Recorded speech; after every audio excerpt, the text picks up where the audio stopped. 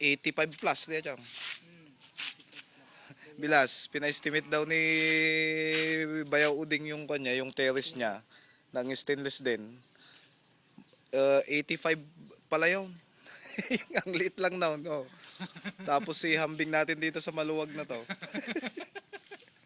Mahal talagang stainless eh. Mahal, still mas daw kami nga raw. Ito yung ginawa dun sa kabila bilas na i-flat dito. Kasi parang pattern lang yun, pagpapaternan. Yung parang formasyon. I-flat ni Abat yan. Mag-flat yan.